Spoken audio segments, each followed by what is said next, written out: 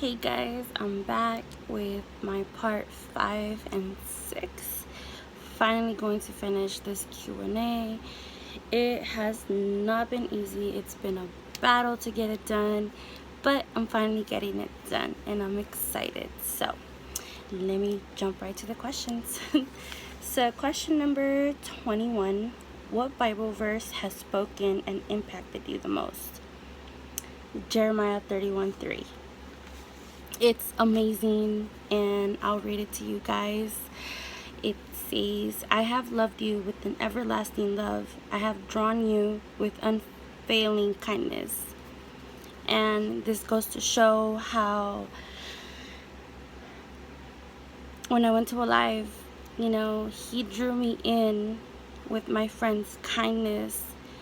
And ever since after that, I've bumped into nobody but kind. All the people that I've met from church, they're amazing. They're sweethearts, and never have they ever made me feel unwanted.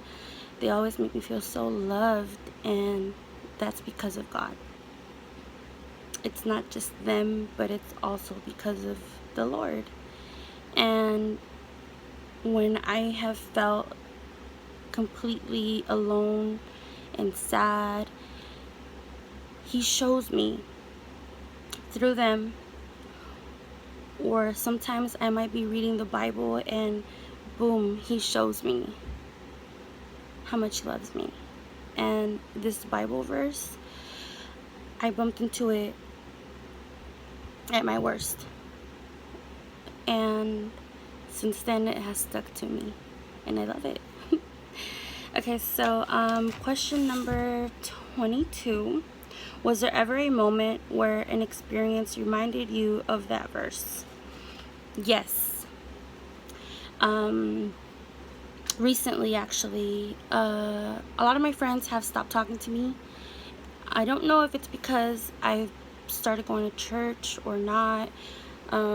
Maybe I've changed. Maybe they don't like the person I am now, or I don't know.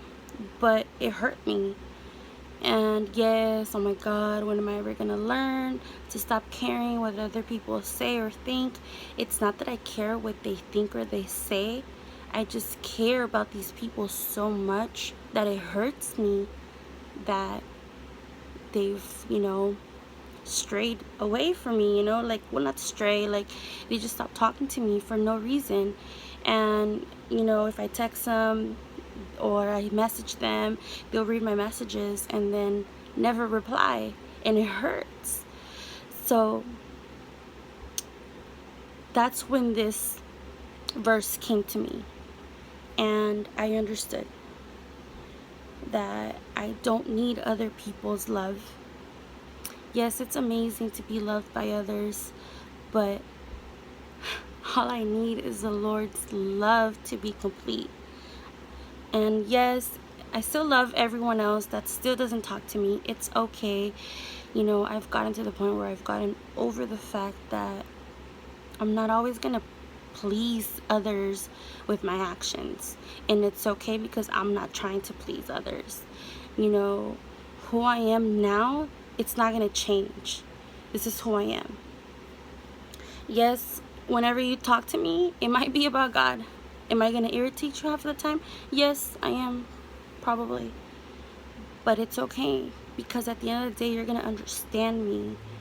You're going to understand, like, okay, I see what this crazy is talking about. Call me crazy. I'm crazy in love with the Lord, and I'm not ashamed. Okay, so question number 23. How did you meet the Lord? I met the Lord when I was about 14. I started going to a church by the name of Torre Fuerte. I'm not sure if it still exists.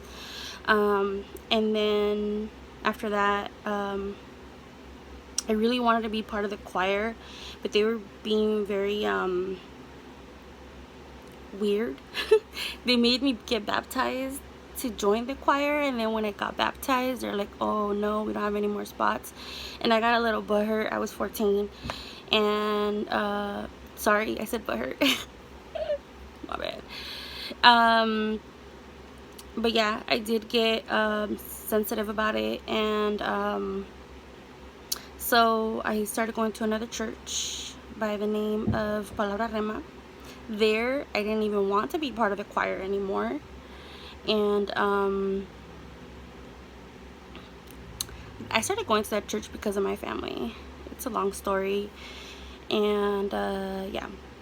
So I met the Lord when I was 14-ish, almost 15. I don't remember, but yeah. Alright, so question number 24. What have you learned or experienced so far from the Lord since you met Him until now?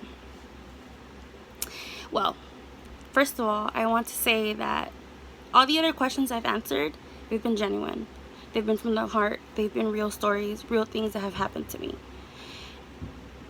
And if you still haven't noticed, God has loved me since day one, okay?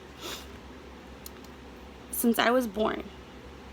I was born June 6th at 11:59. In like a few seconds right before midnight, I would have been born June 7th. The doctor even told my mom I was a baby. I was a miracle baby. And my mom was already in her late 30s when she had me, and she could have had complications, but she didn't. So I was always my mom's miracle baby. And after that, a few months after I was born, my mom said that I got really sick, and they ended up taking me to the hospital. She ended up taking me to the hospital. The nurses ended up leaving my little naked body on a metal bed thing. I ended up getting pneumonia and bronchitis. Ever since then, I've suffered with pneumonia and bronchitis. If I get sick, I always end up in the hospital because of that. But somehow, God has always taken care of me. He has always protected me since day one. Since I was months old, He has never abandoned me. So what have I learned? No matter what I have done, no matter what I do, God loves me, and He has never stopped loving me. It's this unconditional love that, other people have told me, oh yeah, I love you unconditionally, and then next thing you know, they stop talking to me. But the Lord, He has never ever stopped loving me. And I wish I would have recognized that a long time ago. Life would have been so much different. But I didn't. But now that I do realize how much He loves me, there's no going back. Okay, so question number 25. How would you like to be useful in the Lord? I genuinely, wholeheartedly want to serve the Lord in any way possible.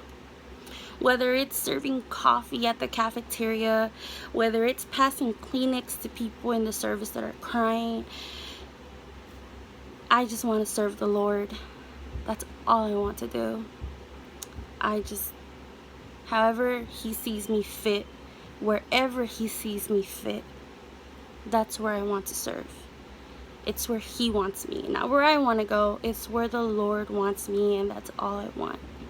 Genuinely, wholeheartedly, it's my biggest desire, just to serve the Lord. And that's my answer to question 25, and that ends this video, and I'll start part 6. Woo woo.